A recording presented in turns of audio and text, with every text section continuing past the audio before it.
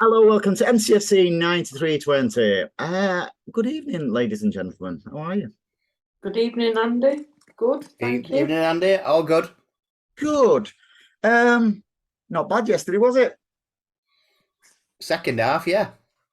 First half was a bit nerve-wracking, but it's I don't know what it is, but Palace they just seem to be able to score against us all the time. Um, yeah, but I'm honestly, you can ask me, lad, and anybody who sits there at 2-0 down at half time. I'm not even worried. We'll win this 4-2. I was worried because going off the last two games at the Etihad and away, a 0-0 and a 2-0 to them. So they took points off us twice last season. But So the big key was yesterday. Yeah, okay, they scored 2 goals. Zaha wasn't playing, so I thought. To be fair, I don't know what you think. Apart from 2 goals from 2 set pieces, they did nothing apart from that. yeah, and to be honest with you, they ran the socks off on first half, and by 60 minutes, I think they were shattered. So, and then we just played his game, and that's when it ended up 4-2. And Marie, do you think that Pep had a part to play in? I won't say a poor first half performance, but the way these inverted fullbacks with Walker and Cancelo effectively midfield, I think that was just crazy. I'm just not sure it works well for us because we quite often, even last week against Newcastle, we're getting caught out. And the players that we would rely on, such as Walker with his pace, doesn't seem to be. I don't like to say up for the fight because that's not really fair, but he's not even close to putting a tackle in. We tend to, you see it time and again. We seem to back off, rather than getting up close, and it's just a little bit frustrating. Here's one for you. Here's one for you then, because it seems to have stemmed from the Newcastle game. Yeah, during early in the Newcastle game, if I'm not mistaken, we was 1-0 up. Aki went off, and all of a sudden, Stones come on, and Diaz and Stones went back to their normal positions, like Aki on the left of the centre backs and Stonesy on the right. Maybe they just need a little bit of game time to get it was, because for me that is our first choice centre backs, and with Diaz going back over on the left of centre, considering he's been used to being playing on the right, those little things make a difference. No, I think you're probably right with that as well, Andy, to be fair. But I think both Walker and Cancelo need to up the games. They're not firing in the way they were last season. I mean, they're not midfielders where they've been playing. Yeah, possibly. Yeah. Because I had somebody who sits behind me having a bit of a pop at Walker yesterday, and I'm just like, he's playing in a position where Pepper's told him to play. Yeah, he should be able to pass better, but Kyle Walker's best position, John, is straight down in it. Up and down. When he's having to go in midfield, it's just not Kyle Walker. And no, he's not a ball player. He should stick to what he knows best, and that's being a defender. And he relies most of the time on his speed for his defending. Yeah. And when he's in midfield, and you've got other teams that are keeping wide and running down the wings, he can't get back in time. No. And we always seem to get caught out because Kyle Walker's not in his right position. So I think we need to stick with the defenders where they're supposed to be. I know Pep's probably wanted them to play, and all he wants is a team of midfielders. We know that. And there is an element of that, but in the second half, Gomez come on. I'd like to think he will start on Wednesday because although he needs to acclimatise to the Premier League and stuff like that, his natural position is a fullback. But even when he come on yesterday, he wasn't playing as fullback, an out fullback, was he? He was still going at that inverted a little bit. And I think Bernardo and Alvarez, although Ireland, I'll come to Ireland in a couple of minutes, but although Ireland, got the plaudits and stuff like that, it's not to be underestimated what Bernardo and Alvarez did when they come on. And even Gundogan, I love Gundogan. I think he's such an interesting footballer. Those 3 substitutions by Pep, and he did them early doors as well. So normally he leaves it about 60 minutes. Yeah. But he could. Well, Kev had an off day yesterday for me. Yeah, he did. And that first half, he couldn't. I know he was trying to find little spaces in the, to get through, but every time he tried it, it just didn't work, and it went to a Palace player, and then that's when they hit us on the counter all the time. So I know Kev was having an off day yesterday. He was a little bit petulant as well, wasn't he? He could have gone in the book, two fouls in as many minutes. Well, that's Kev all over though, isn't it? He does lose his rag at times. That's why he's not captain, isn't it? Because he's a ginger. It's because he's a redheaded fiery. but you're quite right. You're quite right about Kev. But when you effectively your star man is not firing, that's when you need the others to step up, and do it for you. And I thought again, Bernardo, Alvarez, and Gundogan. I thought they was absolutely. They call Gundogan the Rolls Royce, don't they? And he is. He's an absolute sublime player. Yeah. And he changes the game when he comes on. He always does. Right.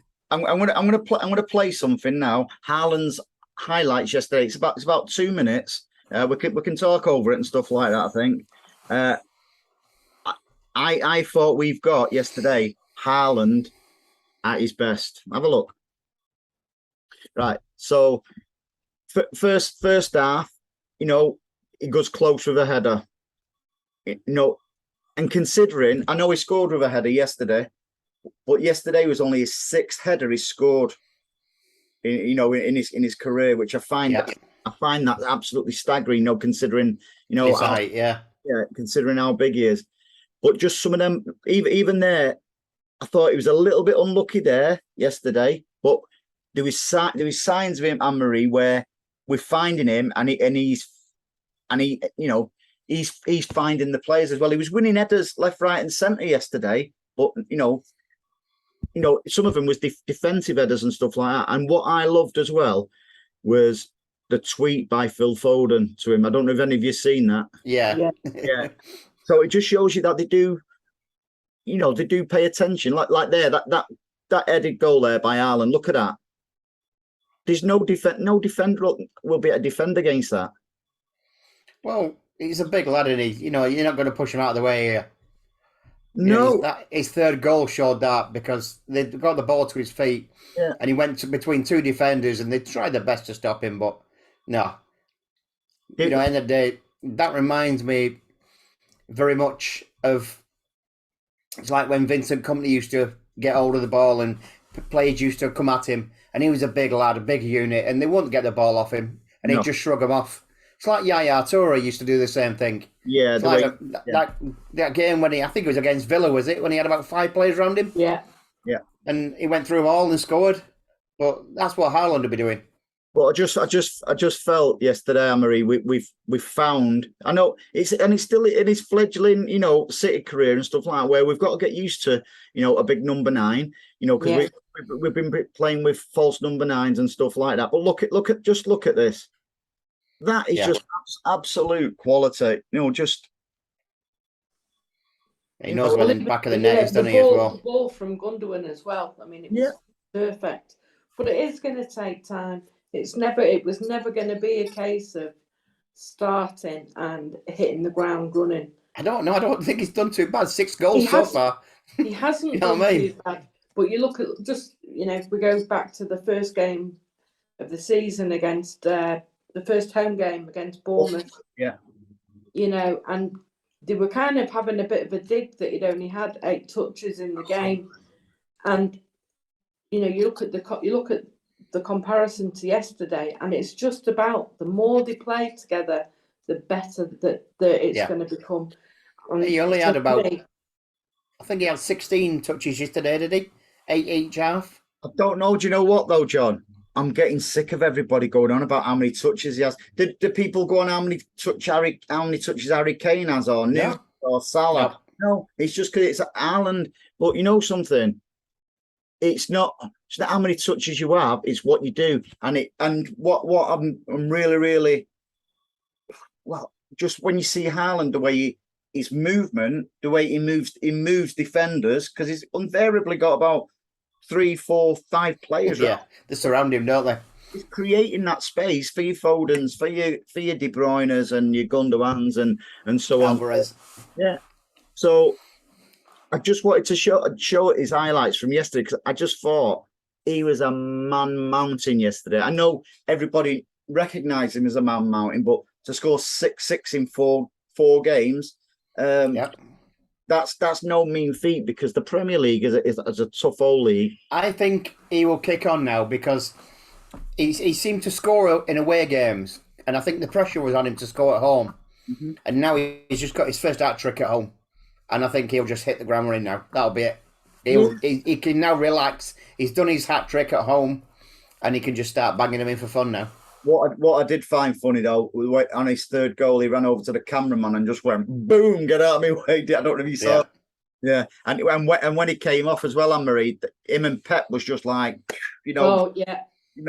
And that just, I was laughing at that. Yeah, that just shows you that the passion what they've got and stuff like that. So yeah, going back to the game, I think Pep. It doesn't work the way he plays them inverted, full. Well, if you think about it, right? Pep is learning now again. We've got Haaland. Pep's learning again because he doesn't normally play with an out-and-out striker. Mm-hmm.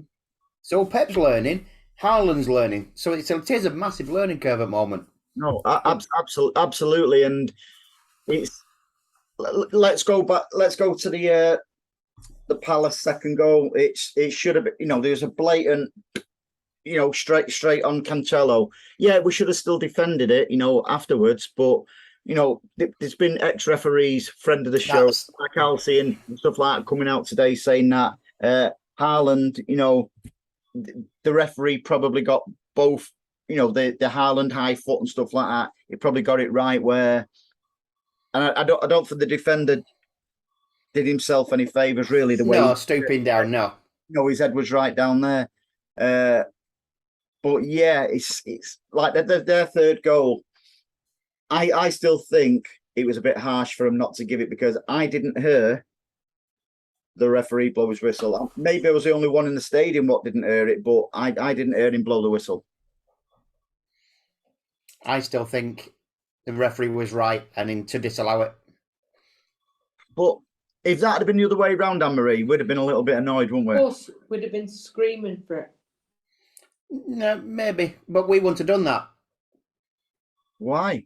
But I mean, if that scenario would have happened, we'd have been a little bit peeved off that, a goal had been chalked off when, something, it's, the forward was there, but Edison, his movement, he wasn't in control of the ball. He already had it in one hand to roll it out. And, thank God that they didn't give it, because that would have only won 4-3 then, but at 3-0, that's just a totally different game.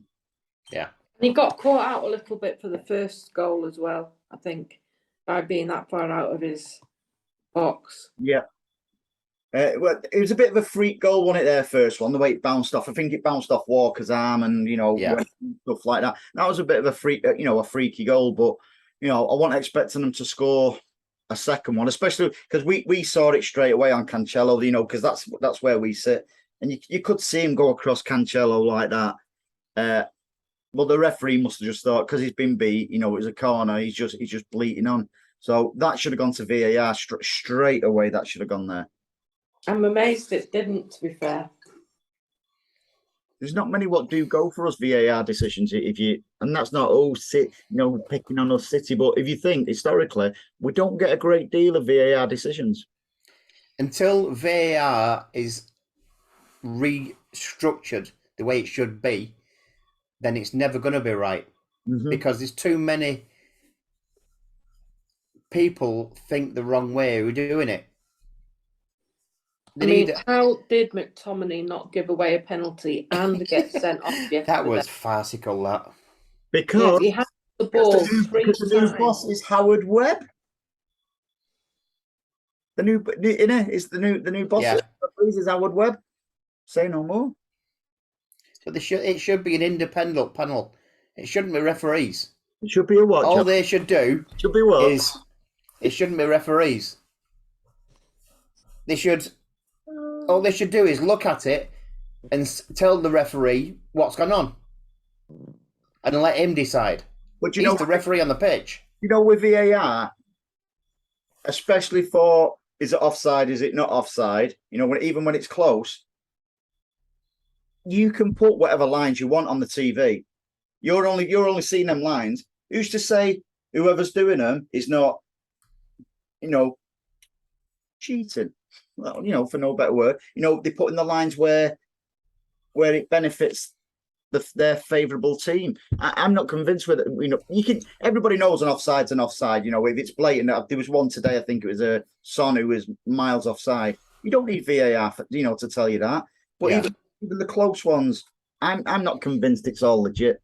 Maybe I'm just. What happened to the advantage for the striker? You know what I mean? It's not, mate. It's not. No. So, go on. Sorry, pal. For me, VAR kills the game at times. Mm-hmm. Yeah, look at things, but not when it's a toenail. Things like that. That's stupid. Or when it's blatant offside, but they're allowed to carry on with play, and some player is going to end up badly injured because It's already happened. It happened with Everton's player, didn't it? Did it? Yeah. Not sure. He broke his ankle, didn't he? Yeah. And nothing happened about it because they couldn't do anything about it. See, that's just absolutely absurd. That because he's broke his ankle. It could. I don't mean it could be worse in a flippant sort of way. I'm just sick of seeing keepers come out and. I'm not blaming the players, by the way. I'm blaming the officials. Because as a player, you play to the whistle. Ooh, there's a load of fireworks going off out. Well, I hope it's fireworks anyway. My daughter's cooking. I hope it's not that. So anyway, so second half yesterday, Pep, prepared his subs, and then while they're on the touchline, we got it back to 2-1 with a great goal by Bernardo. I thought he was sensational yesterday. In particular in the second half. So Pep only left it about 5 minutes. To see if we could get an equaliser and stuff like that. And then it wasn't going exactly how we wanted. And then he brought brilliant substitutions on, in my opinion. Eventually Alvarez, Gundogan, and... That surprised me, actually. Because normally Pep just leaves them to get on with it. You got yourself into this mess, you get out of it. He did that against Newcastle, didn't he? Yeah, he did. Yeah. So...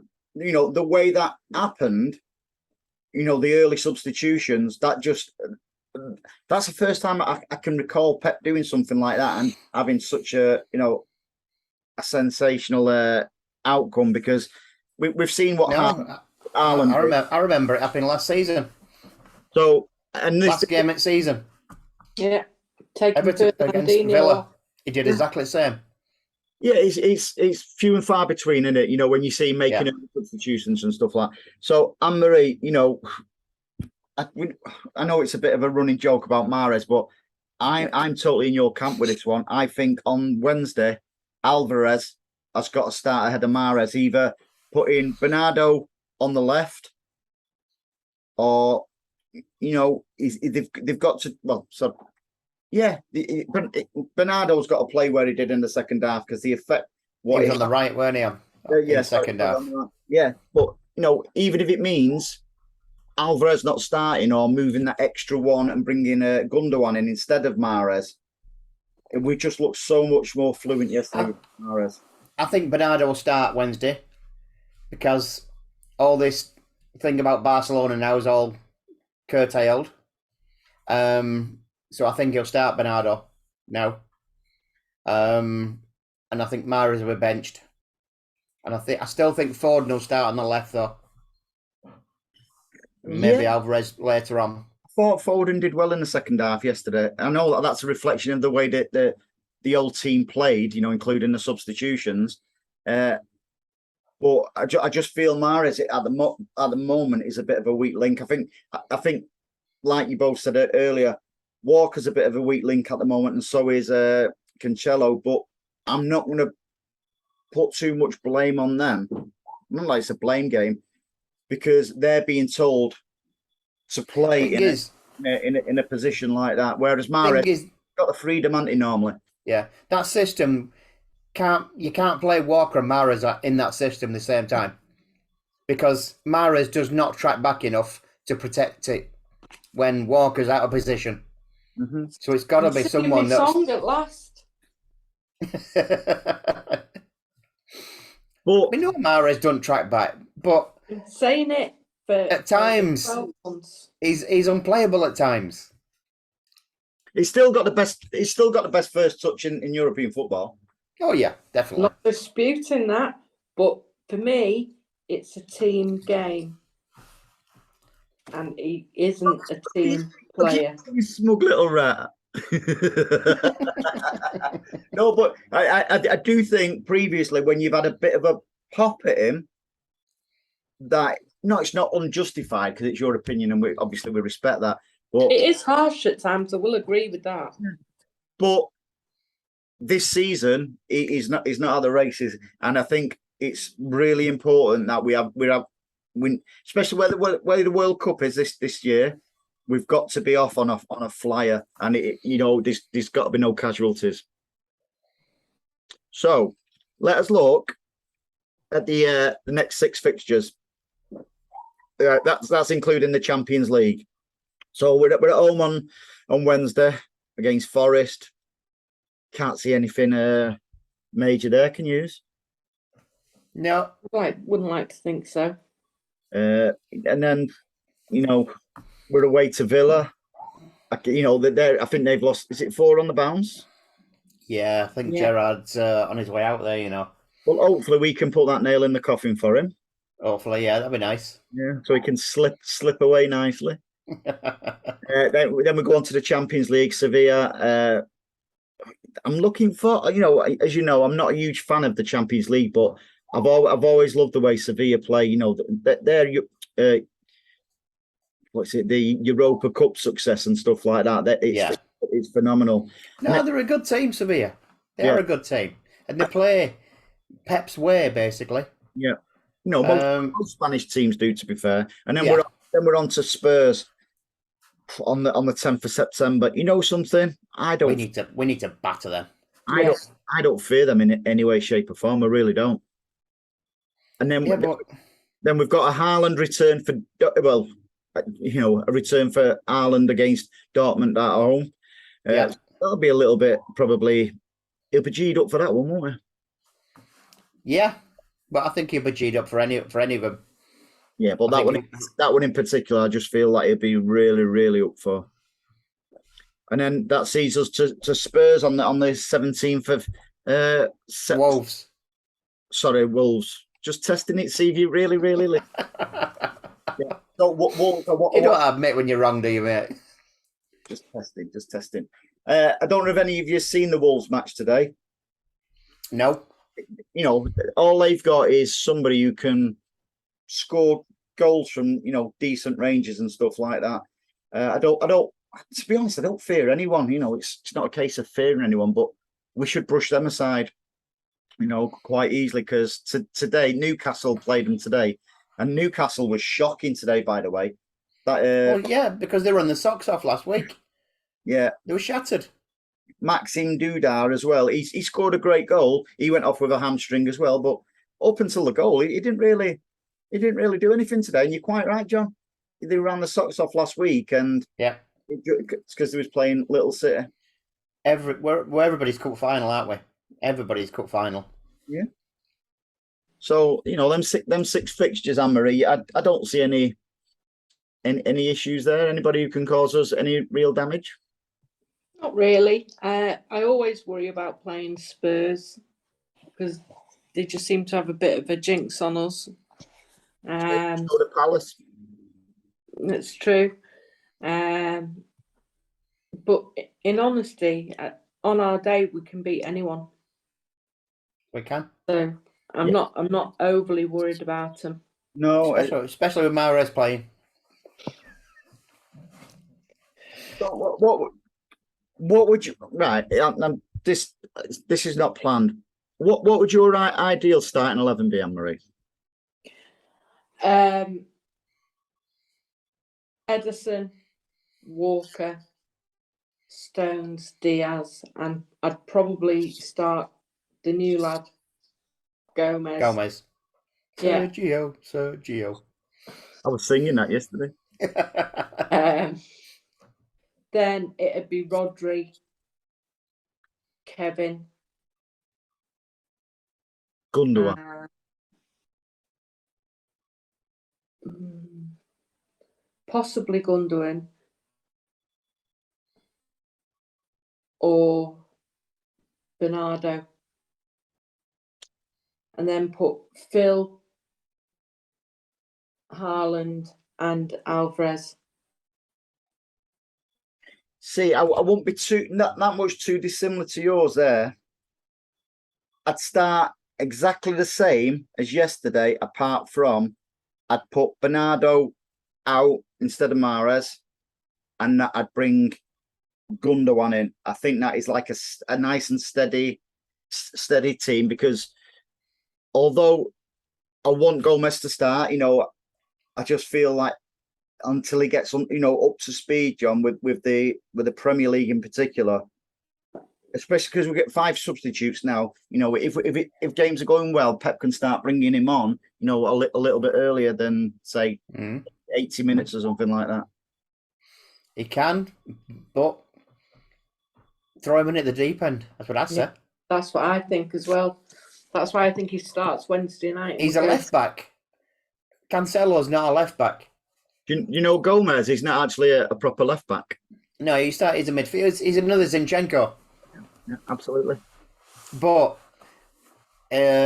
he's played mostly at left back recently. Yeah, and that's down to Company that when he went to Anderlecht, had him as a proper fullback. And when I watched him yesterday, he did all right. He came on, he played the ball well. He did all right. Could have scored as well. He had a decent shot.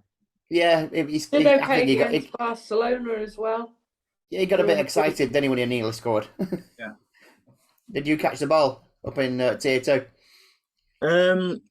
No, I didn't. It ended up in tier 1 actually.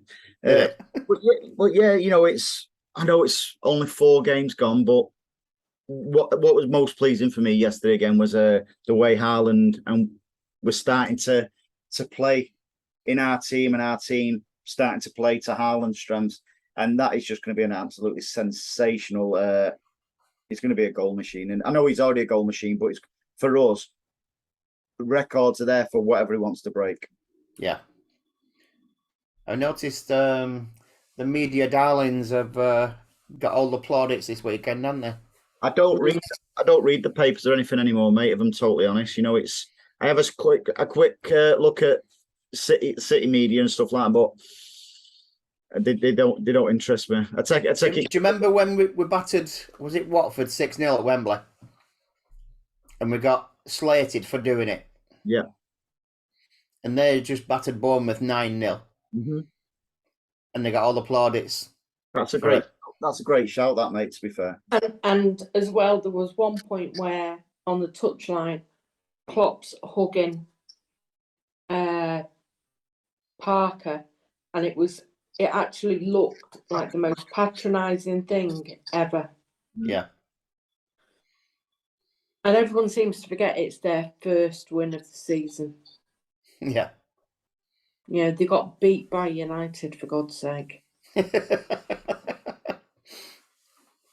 must have been bad so far this season then. Well, listen, I know goal difference counts, but how many points did they get yesterday for a 9-0 win?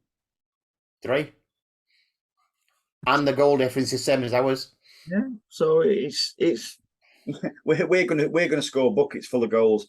It sounds stupid, but I can't see Liverpool being like a 5, 6, 7 beating rolling teams over 5, 6, and 7. Well, I got a message off a friend of mine. Yeah, he's a Liverpool fan, but I don't talk to him that often. But I got a message off him when we was 2-0 down, and he was laughing at us. Mm-hmm. And I sent him one back later on when we were 1-4-2. I just said, "It's the hope that kills you." It is, and again, you're talking sense tonight, John. What's up with you? I know, it's crazy, isn't it? Well, I think yesterday Liverpool, Clippity Clop, and his players would have known at half time City was 2-0 down. I think they'd have got giddy, and when they seen that we won 4-2, I reckon that'd have blown them a little bit. That. Yeah, too right. Especially when it was Palace, and they thought, oh, Palace will. I bet they thought Palace would beat us anyway. Well, they drew with them at Anfield, didn't they, the other week? Yeah. Yeah. So I think all in all, it's been a interesting start to the season. Even positives with the Newcastle result. 3-1 down, to get it back to 3-3. End of the day, that could be a massive point at end of the season. I said that. I don't know if you caught last week's show, John, but I said it just felt like the penultimate game last season against West Ham when we was 2-0 down, at their place, and we got it back. And eventually, ultimately, at that point, won us the league. The one that Mahrez scared the penalty on me. So anyway, unfortunately, I'm not going to be able to make it on Wednesday to see God's own team. I'm flying away to sunny Spain in the morning, so I'll be cheering you on. Why didn't you do it the week after? I know. You could have been watching Sevilla away. Who's to say I still won't go over there and watch that? Me. Yeah, not a chance. Yeah, true. No. That. So yeah, I'm not even going that one. You're not? Nope. Why not? Too early. I've got jobs booked in. I can't go. You're self-employed. You mean you put? I know. First? But I've still got customers. You put your customers first? Yeah. Good man. I tell you what, not many tradesmen do that these days, mate. So fair play to you. Yeah. So optimistic against Forest and Villa. Our next 2 games before our next podcast. Yeah, we should be fine. Should be. Do you say should then? Yeah. Or we will be? No, we should be fine. Yeah. Hopefully, it'll be a case of getting some goal, bit of goal difference up there. Tell you what I want to do. I want to beat Forest 9-0 and see what the reaction is. Or 10. Yeah, that'll break the record then, won't it? But I'd really tip them all over the edge. It would be little City patronising Forest. They didn't have much to offer today, to be fair, when I watched them. So I expect us to roll them over quite easily. Yeah, we should do. Okay, P. Anything else before we disappear? No. Good. All good. All good. So what we'll do, we'll do it again next week. We'll try and get a guest on next week as well to give their insight into what's been happening at Planet Blue. Yep. Okie dokie. Have a good week, folks, and we'll Cheers, mate. do it again on Sunday. 6 points. No problem.